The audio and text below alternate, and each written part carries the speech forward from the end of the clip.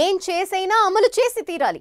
రైతులకు సంబంధించిన ఆ స్కీమ్ ఇంప్లిమెంటేషన్ ఇప్పటికే ఆలస్యమవుతోంది. ఇంకా లేట్ చేస్తే అన్నదాతల్లో ఆగ్రహానికి దారితీస్తుంది. అలా అని అందరికీ రైతు భరోసా ఇవ్వలేం. పోనీ కండిషన్స్ పెడదామంటే పబ్లిక్ రియాక్షన్ ఎలా ఉంటుందో అంటూ రైతు భరోసా స్కీమ్ ఇంప్లిమెంటేషన్ మీద డైలమాలో పడిందంట హస్తం పార్టీ. రేవంత్ సర్కార్కి ఎందుకీ కన్ఫ్యూజన్?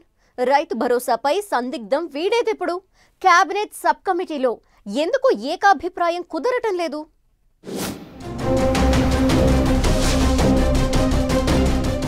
రైతు భరోసా అమలుపై సందిగ్ధంలో కాంగ్రెస్ సర్కార్.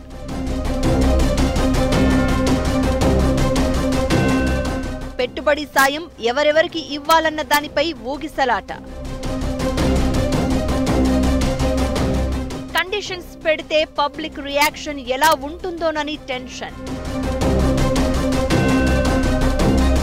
రైతు భరోసా పథకం అమలుపై ఎటూ తేల్చుకోలేకపోతోంది తెలంగాణ ప్రభుత్వం.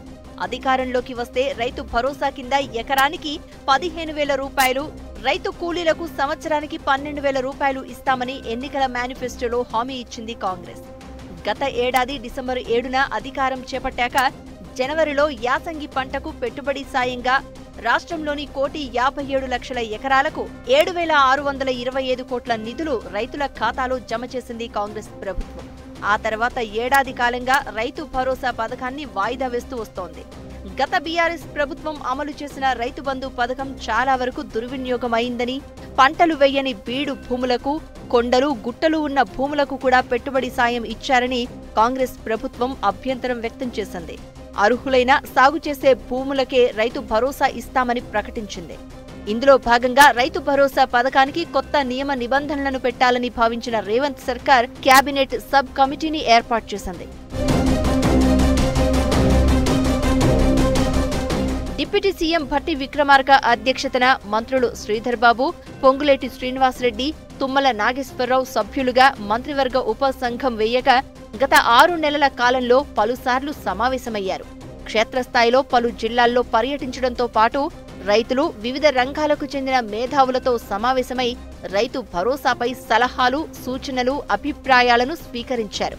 రాష్ట్రంలోని 90% మంది రైతులు 10 ఎకరాలలోపు ఉన్నవారే అని గుర్తించిన కాంగ్రెస్ ప్రభుత్వం రైతు భరోసా విషయంలో అందరికీ కాకుండా కటాఫ్ పెట్టాలని భావించింది. అంతేకాకుండా పంటలు పండించే రైతులకు మాత్రమే రైతు భరోసా ఇవ్వాలనుకున్నారు. అయితే ఎన్ని ఎకరాల వరకు కటాఫ్ పెట్టాలనే దానిపైనే ఇంకా సందిగ్ధంలో ఉంది రేవంత్ సర్కార్. 7 నుంచి 10 ఎకరాల వరకు మాత్రమే రైతు భరోసా ఇవ్వాలని నిర్ణయించినా ఈ విషయంలో మంత్రివర్గ ఉపసంఘంలో ఏకాభిప్రాయం కుదరడం లేదని తెలుస్తోంది. ఇక ప్రజాప్రతినిధులు, ప్రభుత్వ ఉద్యోగులు, ఇన్కమ్ ట్యాక్స్ పేయర్లకు రైతు భరోసా ఇవ్వకూడదని తెలంగాణ ప్రభుత్వం భావిస్తోందట. అయితే బీఆర్ఎస్ ప్రభుత్వం బేషరతుగా అందరికీ రైతు బంధు ఇస్తే ఇప్పుడు కండిషన్స్ పెట్టి లబ్ధిదారులను తగ్గిస్తే ఎలాంటి స్పందన వస్తుందోనన్న ఆందోళన కాంగ్రెస్ ప్రభుత్వంలో కనిపిస్తోంది. ఆదివారం జరిగిన కేబినెట్ సబ్ కమిటీ సమావేశంలో ఇదే అంశంపై సుదీర్ఘంగా చర్చ జరగగా డిప్యూటీ సీఎం భట్టితో సహా మంత్రులు పొంగులేటి, శ్రీధర్ బాబు, తుమ్మల తలో రకమైన అభిప్రాయాన్ని వ్యక్తం చేశారని తెలుస్తోంది. ప్రభుత్వ ఉద్యోగులకు రైతు భరోసా ఇవ్వకపోతే వారి నుంచి వ్యతిరేకత వస్తుందని ఓ మంత్రి చెప్పారట. సింగరేణి లాంటి సంస్థలో పనిచేసే ఉద్యోగులు 7 జిల్లాల్లో ఉంటారని, రైతు భరోసా వారికి ఇవ్వకపోతే ముందు చిక్కులు తప్పవని మరో మంత్రి చెప్పుకొచ్చారట. ఇక ఐటీ చెల్లింపుదారుల్లో చాలా మంది రుణాల కోసం ఐటీ ఫైల్ చేసిన వారు ఉంటారని, అలాగని వారందరికీ రైతు భరోసా ఇవ్వకపోతే వ్యతిరేకత తప్పదని మరో మంత్రి మనసులో మాట చెప్పారని తెలుస్తోంది. అంతేకాకుండా రైతు భరోసాకు సీలింగ్ పెట్టి కొన్ని వర్గాలకు ఇవ్వకపోతే ప్రతిపక్షాల నుంచి కూడా ఆందోళనలు వ్యక్తమయ్యే అవకాశం ఉందని భావిస్తున్నారు. ఇలా రైతు భరోసా విషయంలో ఎన్ని ఎకరాలకు ఇవ్వాలన్న అంశం నుంచి మొదలు ఏ వర్గాలను ఈ పథకం నుంచి తప్పించాలన్న అంశంపై కేబినెట్ సబ్ కమిటీ భేటీలో ఏకాభిప్రాయం కుదరలేదని సమాచారం. అందుకే 6 నెలలుగా కసరత్తు చేసిన, ఆదివారం 2.5 గంటల పాటు చర్చించిన రైతు భరోసా నియమ నిబంధనల విషయంలో ఎలాంటి నిర్ణయం తీసుకోలేదట కేబినెట్ సబ్ కమిటీ. ఇక ఈ విషయంలో ముఖ్యమంత్రి రేవంత్ రెడ్డి స్వయంగా నిర్ణయం తీసుకోవాలని, అందుకే మంత్రివర్గంలో చర్చించాకే రైతు భరోసాపై క్లారిటీ వస్తుందని సచివాలయ వర్గాలు చెప్తున్నాయి. మరి ఎవరెవరికి రైతు భరోసా ఇస్తారు?